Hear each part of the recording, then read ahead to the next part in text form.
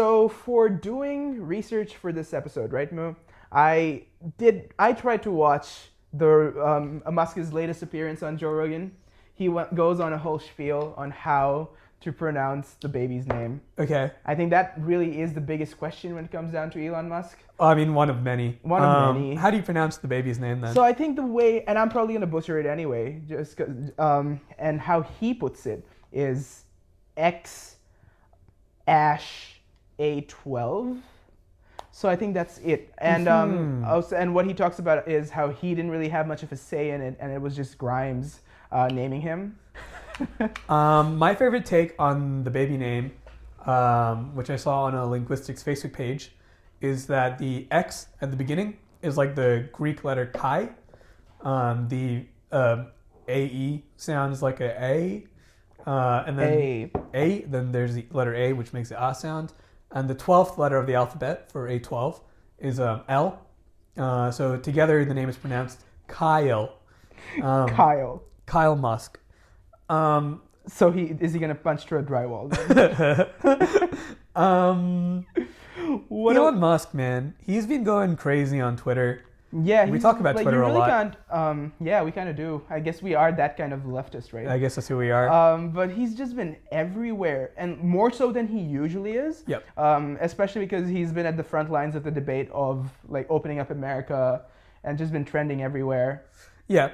I think one of my favorite things to come out of Musk's like recent tweet tirades has been the red pill tweet, the take the red pill tweet, which I mean, the red pill is in reference to just being aware of sort of. I mean, so you have the red pill in The Matrix, which is meant to it opens you up to the system and you can see everything and you're not complacent anymore, but it's being appropriated. But it's been appropriated by like men's rights activists and the alt-right and like edgy cool people who are like, we see through the lies of the system, we know what's going on, it's the Jews. Those people, they take the red pill. So what was really funny was when Musk put out the red pill tweet, Ivanka Trump commented on it saying like taken or something like that. I forget what she said. Yeah. And then Lily Wachowski, one of the trans sisters who wrote and edited The Matrix, she commented, "Fuck both of you." And oh my god, that felt so good to see that. It's just so powerful, right? So powerful. Another thing that also came up, like we can talk a bit about The Matrix a bit more because it is like a great piece of leftist literature. Yeah, and it's such a great metaphor of the society that we live in right now. We can just do an episode on that entirely. Yeah.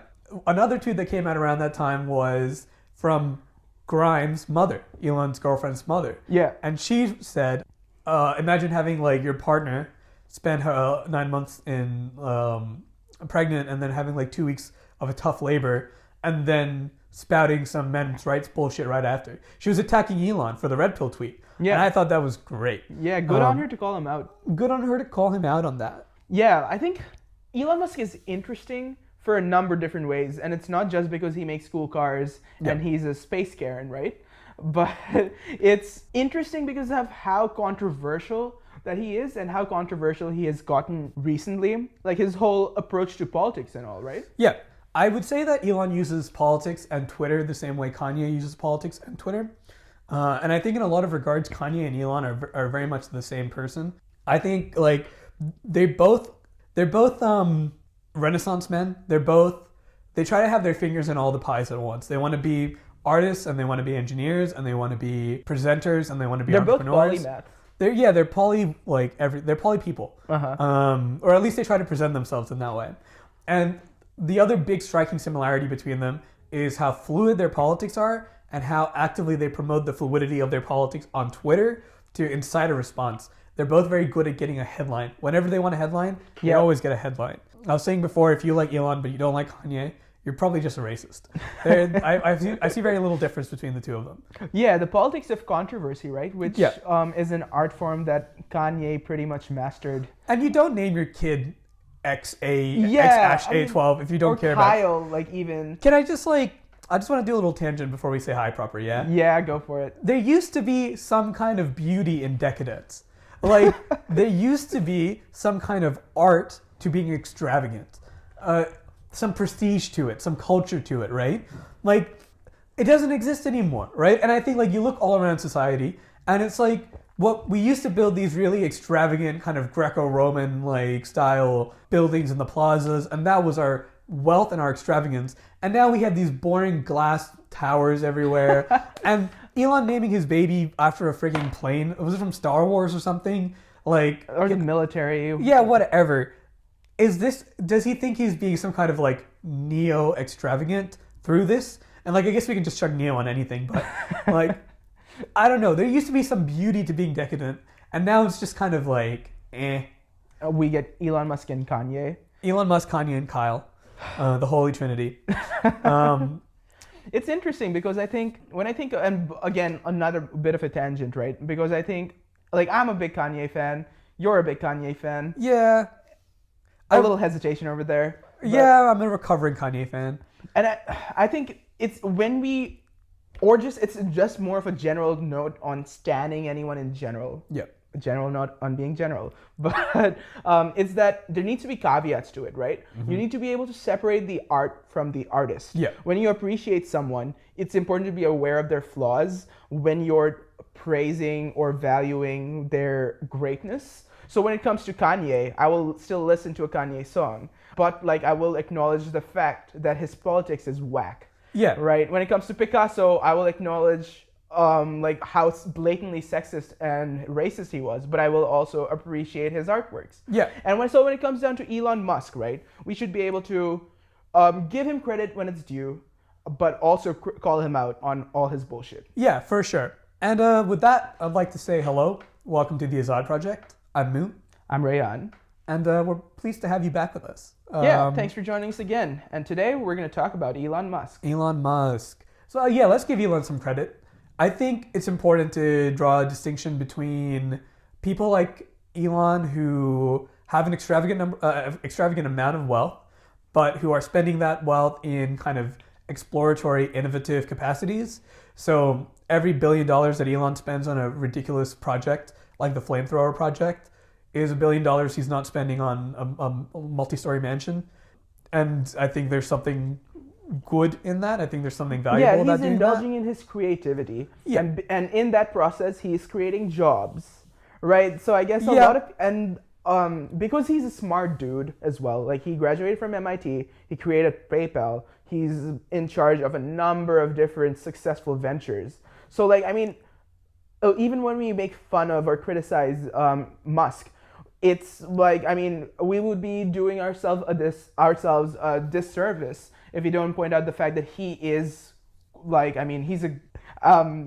Say it. That he is a smart guy and that there are good qualities to him. I'll say in his history, right? So Elon Musk's dad ran an emerald mine in... Emerald farm. He ran an emerald mine in South Africa.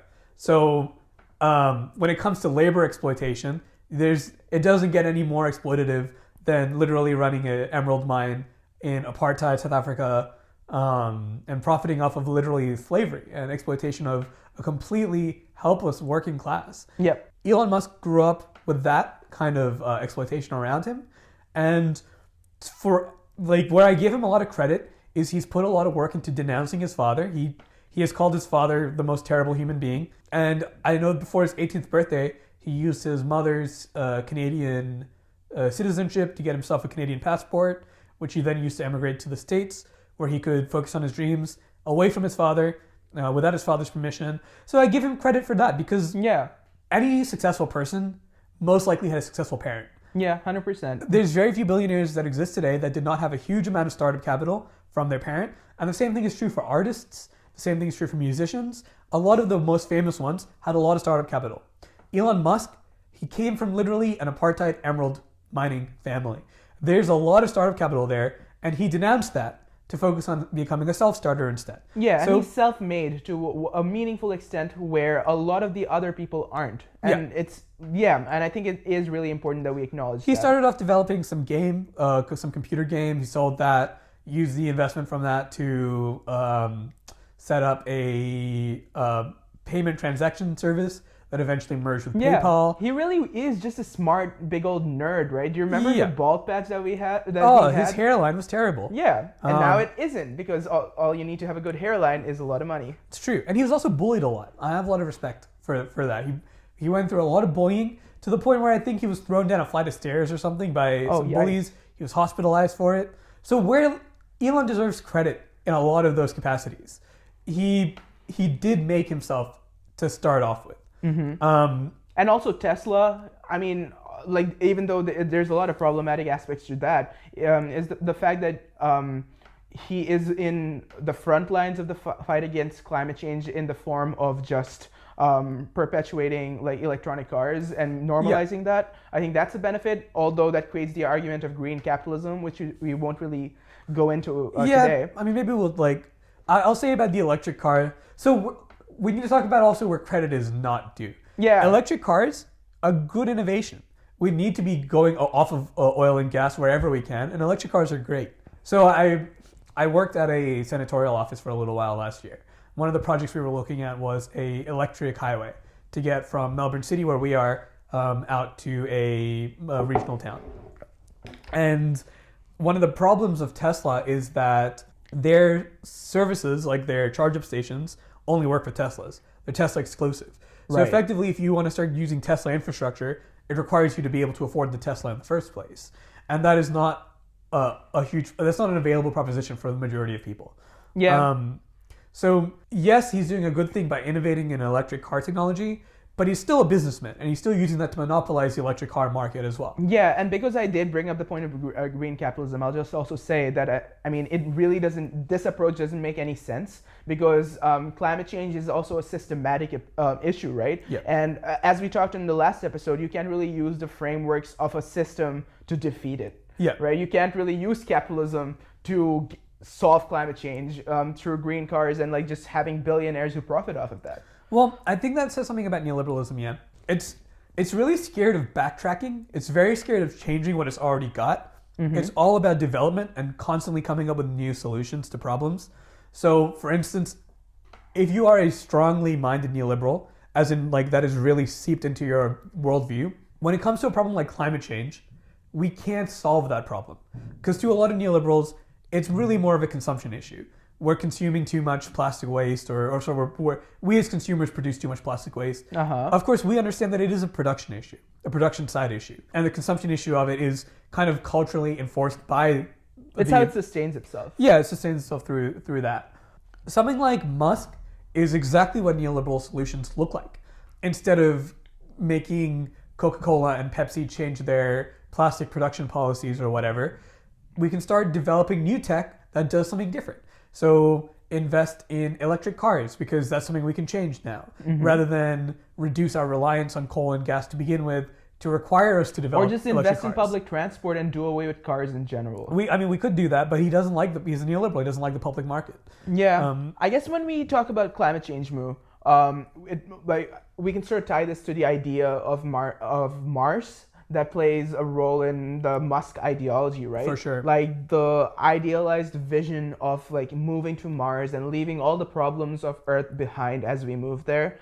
It's quite poetic when you think of it. Yeah. It's beautiful that Elon Musk, I do appreciate the dedication that he has to that vision. Like I remember reading somewhere that every project that he's ever embarked on and all the profit that he's ever made, that he just wants to use all that to get us to Mars. He just really wants to go to fucking Mars and set up a Mars colony there and just start the Musk empire where Kyle someday takes over to become emperor of Jupiter, and like you start like a neoliberal intergalactic hellscape where it's just the Musks ruling the solar system. Well, I'll tell you, Sorry, I went on a bit of a... No, that was okay. Let it out.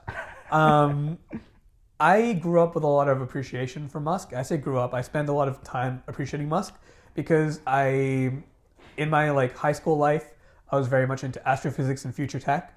And I remember asking a friend of mine once, because we were talking about how do we solve humanity? There's so much shit going on. How do we solve the problem? So he was a communist, which to me was a huge joke. I was like, what are you talking about? Yuck. To me, it meant he just didn't really understand how like the world works or whatever. And so he was talking about alleviating poverty and stuff. I was approaching this from a more neoliberal mindset of, and there's good faith actors and there's bad faith actors in neoliberalism. And I would consider myself a good faith actor for neoliberalism. And in that regard, what I meant was... Wait, let me just cut you off right there. Well, what's the difference between a good faith actor and a bad faith actor then? A bad faith actor knows that neoliberalism is not efficient, but it benefits them. They are benefiting off the system, so they will promote the system that they are within. They're grifters for neoliberalism. For me, I did grow up with the benefits of neoliberalism for sure, but I wasn't directly profiting off of it at the time because I had no idea about how wealth or production or work worked. Okay. For me, I truly trusted the system. I thought we had a good, balanced public-private system. I thought this was the peak of humanity because we've gotten here, right? So in that mindset, history is a constant improvement. So this is the best we've ever been because we are here now. That's kind of the idea that I was going off of. And so when you are a good faith actor in neoliberalism, you truly believe this is the best functioning system. I'd never heard a leftist take in my life. So I truly believe this is the best we can do. But even with this, the best we can do, we still can't seem to solve poverty. We can't solve hunger. So those problems must be unsolvable. So my argument to my communist friend was, we shouldn't be wasting our time and resources, our limited time and resources, focusing on how to solve poverty in Africa. In reality, I was probably saying, like, that's their problem. They should deal with it. Yeah. I had no idea about colonial history or anything like that. So that was a big influence on that. My argument was we can't solve their problems, so we should solve humanity's biggest problem. The sun's going to explode.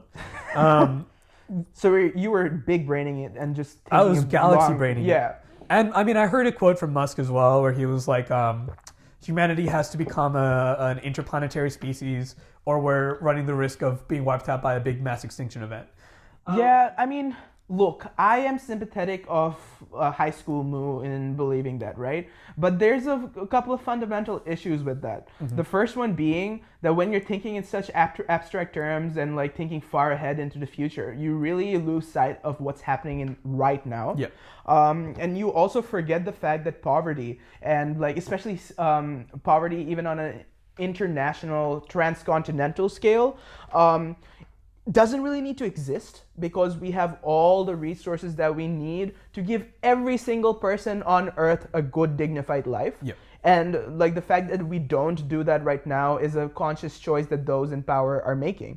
So, and the other point of that, I guess, is that, I mean, when you just focus on the like when you make that argument, right, where like the people with the technology and the resources get to just evacuate Earth, you sort of make a sort of social Darwinian argument.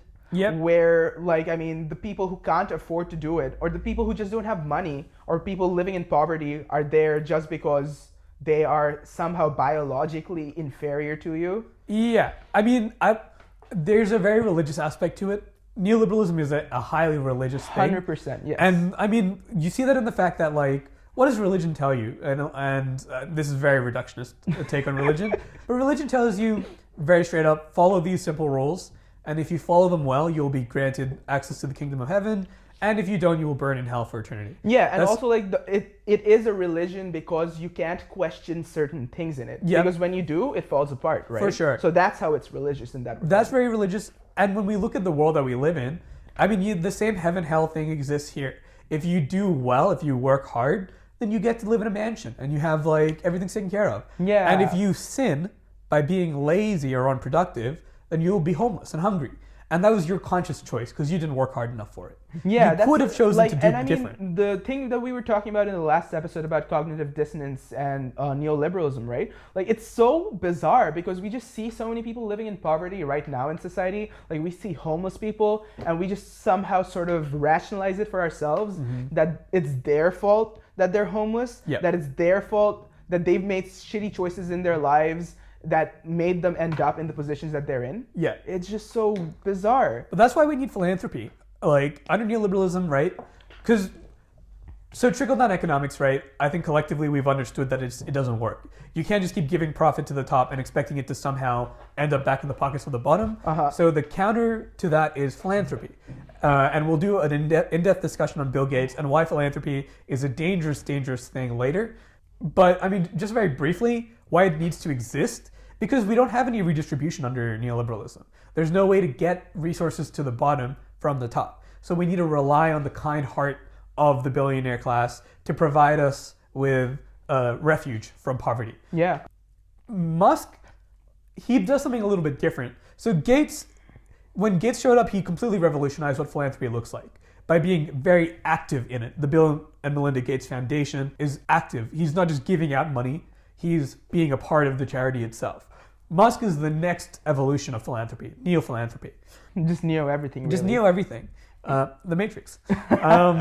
Neo-philanthropy, what I'm calling, is where you're not focusing on just alleviating issues, you're alleviating future issues. So he's looking at getting us to space because that is a charitable endeavor to him, right? He wants us to be able to get off of the bounds of this dying, corrupt planet and move into a utopia that is untouched, that is open for our manifest destiny.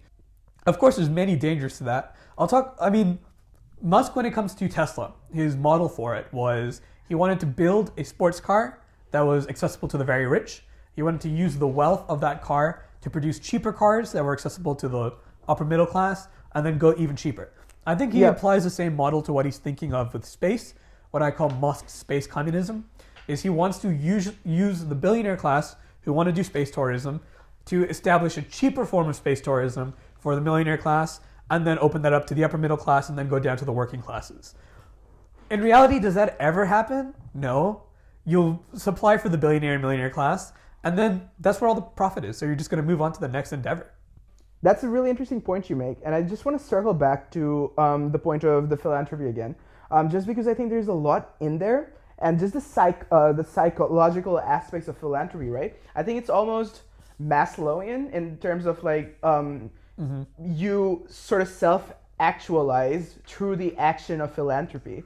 Explain the hierarchy for people who don't know what the hierarchy is. So Maslow's hierarchy of needs, for those who don't know what it is just something that a philosopher put forward as things that humans need to sort of function in society. Yeah, okay. Is that a fair way of putting it? I think that's a pretty fair way of putting it. All right, I'm not any psychologist, but I'm just putting it up because I think it's like people, the rich and the capitalists, right? They have to partake in this act of philanthropy just so they don't come to terms with the fact that they really are leeches and that they really are the parasite of the society, just so that they have some sort of satisfaction that, hey, I'm not just like profiting in a world where there are sweatshops and where there's poverty. I'm also doing something to do good in that society. They're washing their hands clean of the blood of capitalism. Yeah, and that's a very poetic way of putting it. Yeah, I want to link. So what I'm going to start doing is in the YouTube description. So if you're watching on YouTube, I'll have some links in the description to relevant videos and articles that we might reference or like Twitter profiles or whatever. And there was a really great video by the PhilosophyTube channel on the concept of liberal communists, which was a concept created by Slavoj Žižek. Our boy Žižek. And the idea is pretty much and it's a contradictory statement, you can't be a liberal communist. Yeah. So the idea is you have a philanthropist like Elon Musk, and he wipes his hands clean of the sin of capitalism by, look, I'm using my wealth from exploitation to provide solutions against capitalism.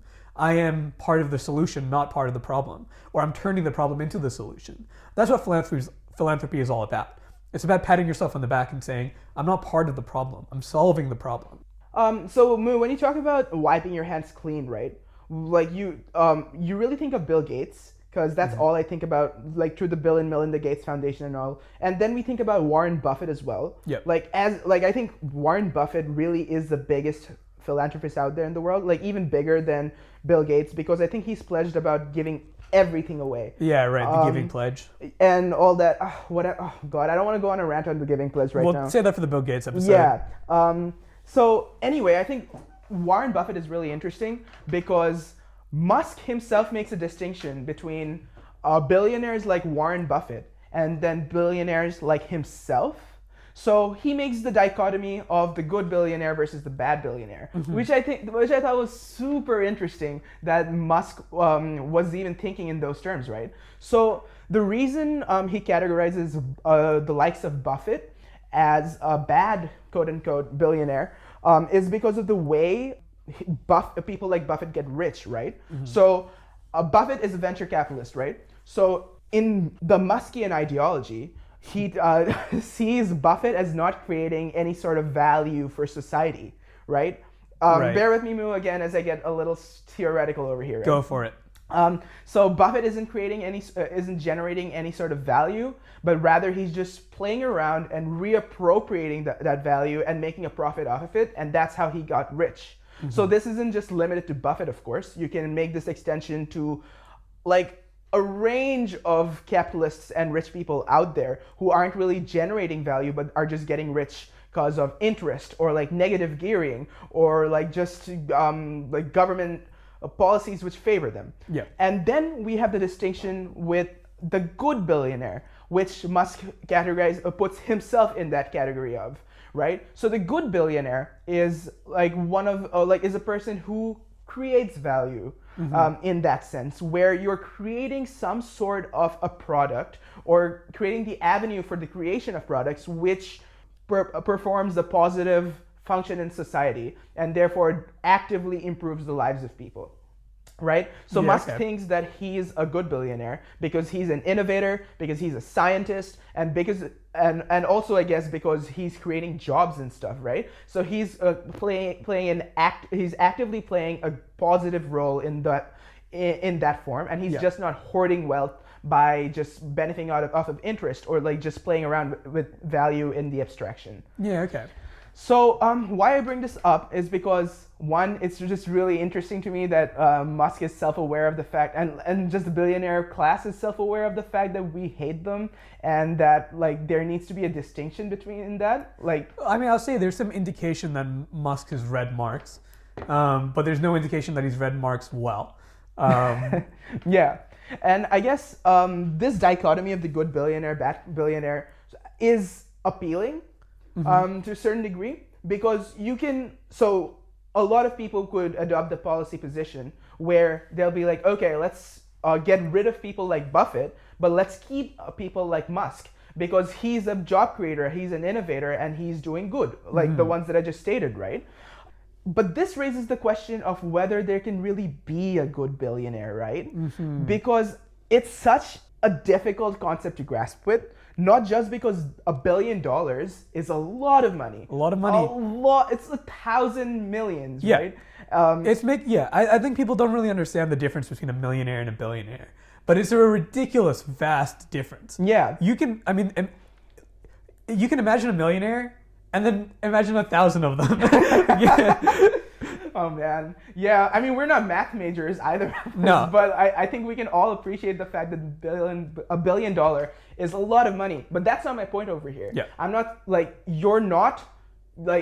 that you can't have good billionaires because there's it's a lot of money. I'm saying that you can't have gross accumulations of wealth because of the way wealth is accumulated in a neoliberal or albeit a capitalist society, right? Yeah. So where this raises the question of where does value come from? Where does wealth come from? Yeah, okay. Right? And I think it's such a big and abstract question, right? We were talking about how this relates to, this is similar to asking the question of where does time come from? Yeah. But I think what we can agree on is that wealth doesn't come from just sitting in an executive suite and just making all the calls of that's not where value is generated. No. The Marxist approach to understanding value is through labor, right? You put in the effort, the workers, they put in the effort, and through that value is generated. Yep. I'd push back on that. Yeah. Because we're putting a lot of effort into this podcast and it's not generating a lot of value yet. So value must come from somewhere else other than just labor, right?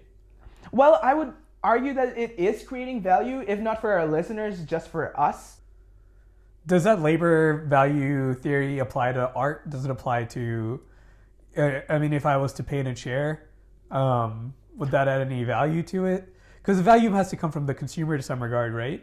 Yeah, you're right. I mean, when you say that, when you put the consumer into the value definition, right, you're taking a liberal approach actually, because then you go into the territory of demand and supply. Shit, I guess I was wrong about this whole leftist thing. So I think that's just the thing. There's no agreement, and I study economics, right? But even there, I haven't really been able to find an answer of where value really comes from. Yeah. It's just something that really fascinates me, and something that I spend quite a bit of time on trying to understand. But what my point is, of course, is that gross accumulations of value, wherever it's coming from, is what leads to billionaires, or just like ultra wealthy individuals in general. And there's something fundamentally wrong in the existing of this class of people, because because they are coexisting in a society where there are people with nothing, where there are people living in absolute poverty while they are benefiting off of a system which lets them exist. Yeah, there's no justification for that kind of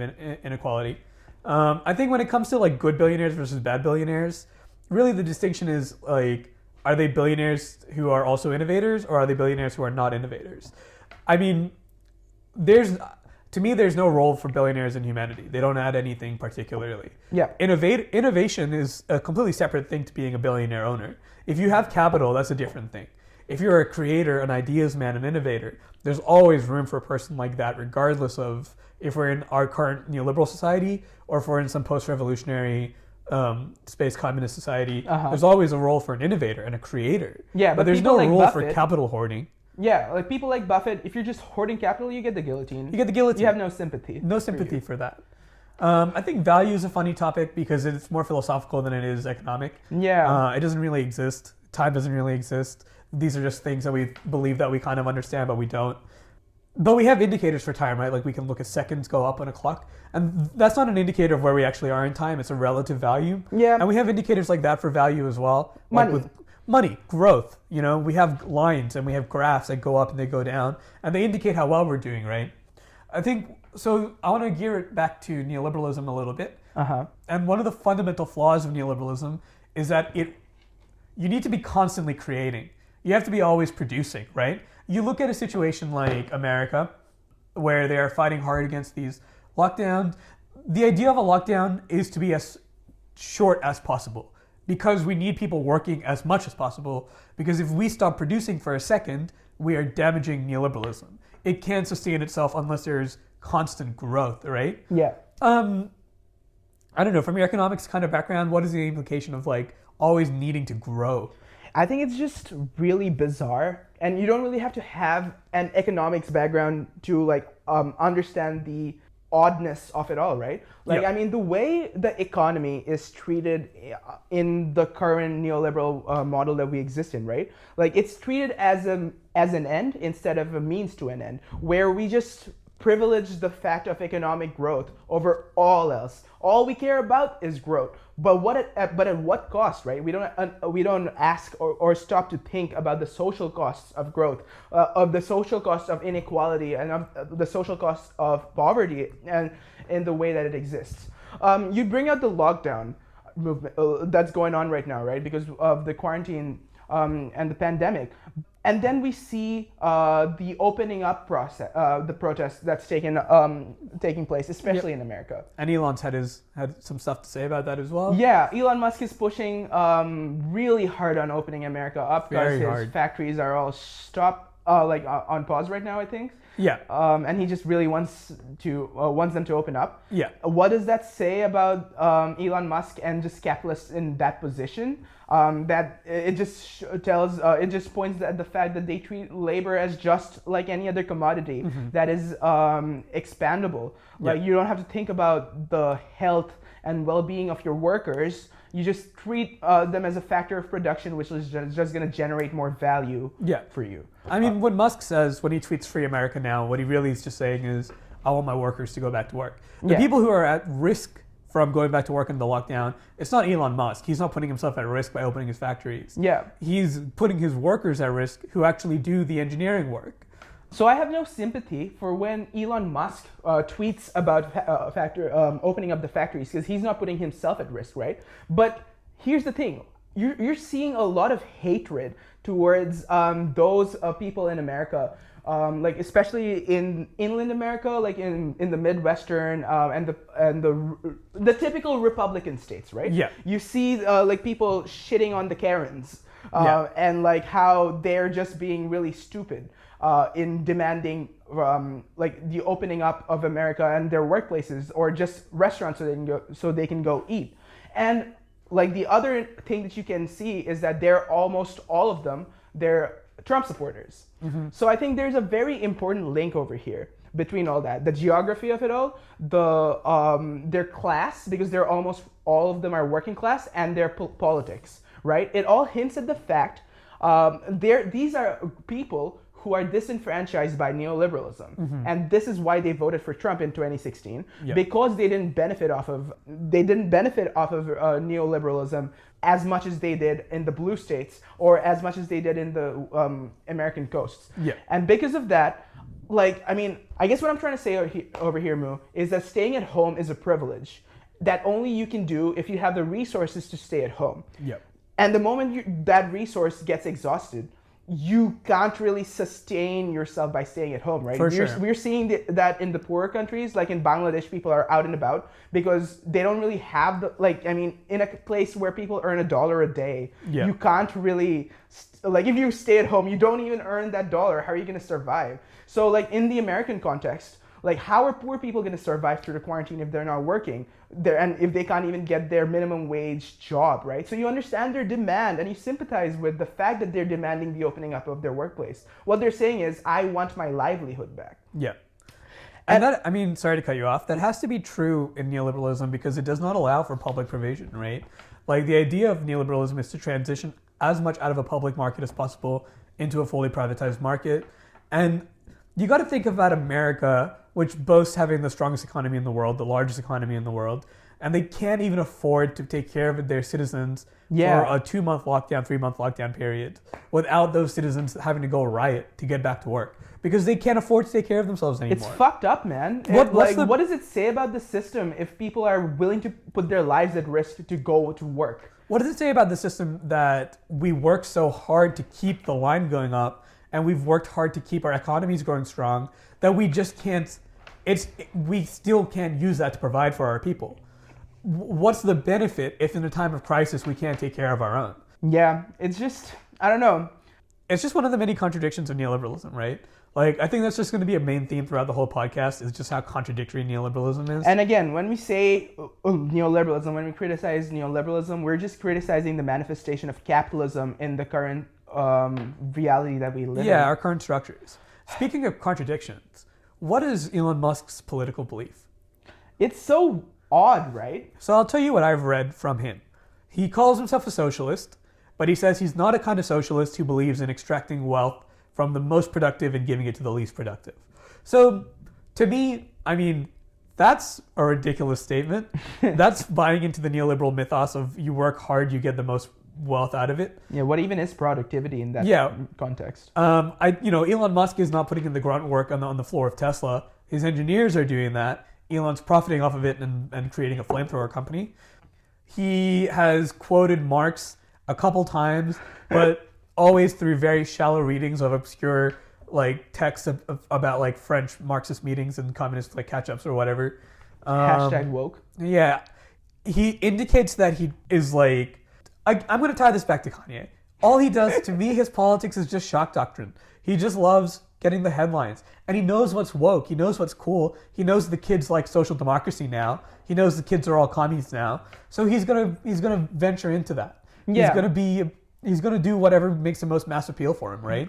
I read this really interesting take on Musk's departure from the typical liberal ideology towards a more conservative approach that we're seeing right now, like referencing the red pill and like being more of a, like, I mean, I guess acting more like a Trump supporter than like your typical Democrat, right? Yeah. The justification was that, y'all remember the Cybertruck that he revealed, that boxcar thing that was everywhere on the internet? I'll speak for everybody. I remember that. Yeah. So like that, right? So the Cybertruck is going to be a big deal for the truckies across America who are concentrated in the inland parts of America, right? Your average truckie is a Trump voter. He is he is likely to be a he, and he is likely to have to be a conservative, right? Yep. So like the rationale of that, the argument that piece I read was making was that Musk is trying to appeal to the conservative truckie base by adopting a more conservative ideology and just going through with it.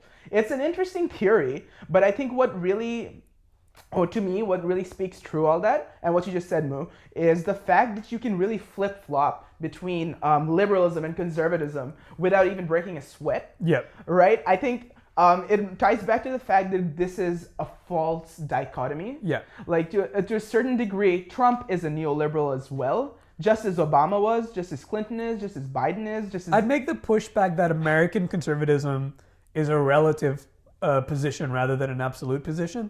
So conservatism as like an ideology is all for traditional values, preserving centralized powers.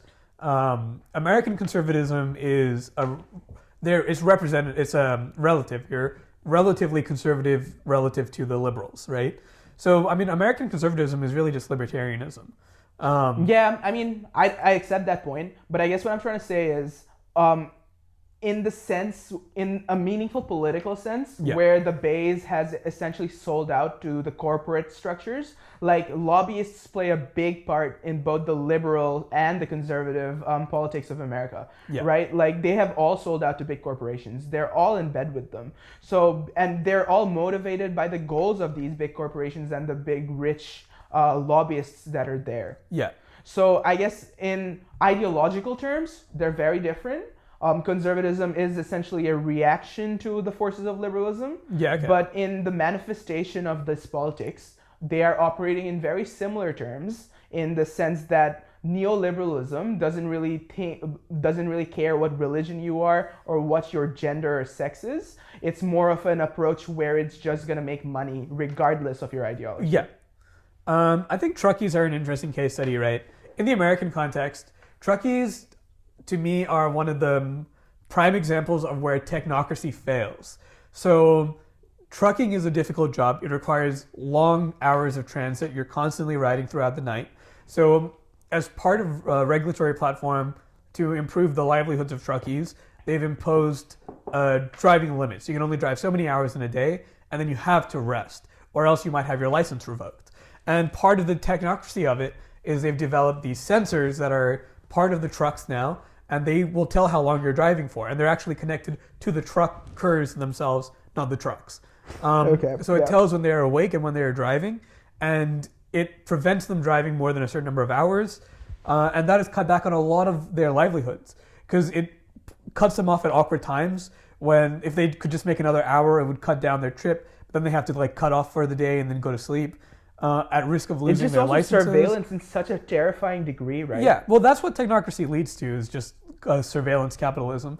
But I think they're really interesting because they have been kind of betrayed by the public system because of this public reliance on just tech to solve all of our problems.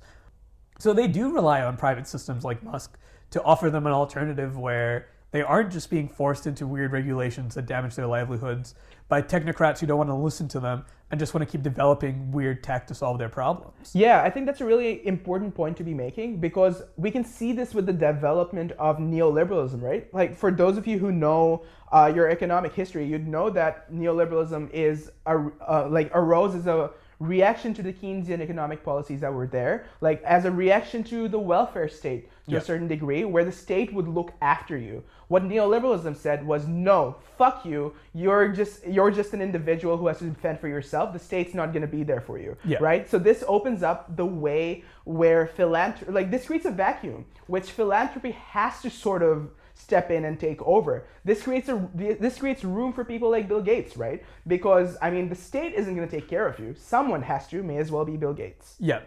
I think another thing I want to say just on that idea of like the private versus the public and the need for it under neoliberalism. You look at like the states, and I mean, Trump was threatening to shut down the post office, in the U.S., the most beloved public institution, a necessity for a lot of business owners. The post system it's universally the most beloved public system, I think, in most countries. Except by dogs. Musk, one of his big projects is the Hyperloop system, right? So he's got this tunneling company, the Boring Company, Great time. And he wants to create these huge tunnel projects underneath like America's more kind of wealthy cities to allow them to get off the roads and do this whole like it's actually a really terrible project. And I don't know about that, no. There's a video I'd recommend by a guy called Do Not Eat. He's a urban designer, and he was talking about how unrealistic the projects are. He splits tech solutions into two categories, what he calls AM and FM solutions. AM standing for actual machines, and FM standing for fucking magic solutions. And so his arguments were, one, it's almost impossible to build the tunnels the way he wants to because a lot of buildings have deep foundations. You'd be having to get weird permits to work out snaking patterns through all those foundations. Yeah. The other being in an enclosed tunnel system, if you have a pileup anywhere in that system, it's impossible. You're not going to be able to get out. Okay. You will probably die in that tunnel if you have an accident. There are issues with the elevator system to get in and out of the tunnels. Do you want to? What's your pushback? My pushback was that I think it's a pretty cool idea, just in the sense that not in the Musk sense, where because Musk came out with the proposal while he was sitting in LA traffic and he wanted to just get from point A to B without having to be stuck in that. Yeah. But I think it's a cool idea when you think about mass public transport and transit. I remember watching a video on how countries around the world are thinking about adopting it.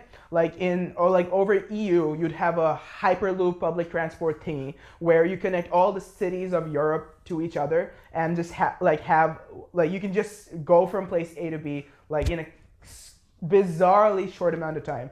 And essentially that reduces the need for airplanes, which would cut down on pollution and all that. Yep. And like the economic plus of that is you unify the labor markets, so that creates a benefit. But that's not the point over here. Like my point is that, I mean, I agree with you on the fact that there might be engineering I think we're talking about two different Hyperloop projects. Oh, are we? There's one that's his magnetic rail Hyperloop project, which I think you're talking about. Okay. Which is like the train, like the mass transit system. The other is his... Do they operate in vacuums? Like they both have vacuums? The other one is just like a car tunnel it's just he's building underground roads. Yeah, that's the Musk model. Yeah. That I find to be ridiculous. Oh, okay. I guess I was just talking about Hyperloops in a more general sense. Well, I do think like I did want to bring up public transport and mass transit because the amount of time and money he's spending into creating these alternate transport systems. Yeah. We should be investing that into public systems and public transport systems. That way it's almost intuitive, right? Yeah. Like, I mean, everyone has access to it. Like, you get rid of emissions in a so much more meaningful way to it. But because we're not thinking about equity in a system that we're operating in, that's not going to be brought up. It's not going to happen. Yeah. And the danger of this reliance on having private individuals take over what should be public systems is that they can just hold the whole thing hostage. And up to his whims, he can decide, hey, I don't like the way that you guys are regulating my systems. I will withhold it from you. I will not allow the system to continue running until you cave to my demands. Yeah. He has the power of a union strike as an individual. He as one man has the power that an entire united workforce has against the boss. I guess that's what you have when all the means of production are like when you have private ownership of property. Yeah. Of property. Not poverty. But yeah, it's inevitable when you have gross accumulation of capital in the way that we see today. Like you just have very unequitable relationships between owners and just the workers, and it's so unfair. Yeah. Do we want to touch on? Do we? Should we save that for the Yang episode? Yeah. We'll talk about automation and like our actual recommendations in like a whole episode. Yeah. Okay, that's episode 2 done of the Azad project. I hope we've covered Elon Musk in good detail. I understand that we might be a little provocative at certain points, and that is important. Like we don't, and it's okay if you still disagree with us at the end of this podcast, because I understand that there's so many Elon Musk fanboys out there. Yeah, but I think my final point would be like, I don't want to make fun of anyone for liking Elon Musk because I used to love Elon Musk, and I also don't want to give Elon Musk too much shit for like his Mars dreams or whatever. Yeah, there's a lot to give Elon Musk credit for. There's a lot of things not to give him credit for. He's first and foremost he's a union busting like worker, overworking, underpaying as well. Like these are important things to keep in mind. And the other thing is that his solutions are just not the solutions that we really need right now. I hope that we've just made that clear throughout this episode. And because Elon Musk is so pervasive everywhere on social media and in media in general, I just hope that our listeners would be more critical of him as a person and what he chooses to do, like in all his ventures and stuff. Yeah. If you have any disagreements or questions about what we were talking about, please send them to us and we can cover them in the next episode. I just want to thank everyone for listening to this one and for listening to the last one. Yeah. Thanks to all our friends who listened to it and gave us the views, put a thumbs up on our YouTube video. Yep. Got a lot of positive feedback and we will try to implement everything that we've heard from you guys. Yep. Final thing, I'd like to acknowledge the custodians of the land, pay respects to elders past, present, and future. We are recording this on the land of the Kulin Nation, so thank you for having us. Having said that, I'm Mu. And I'm Rayan. Thanks for listening to the Azad Project.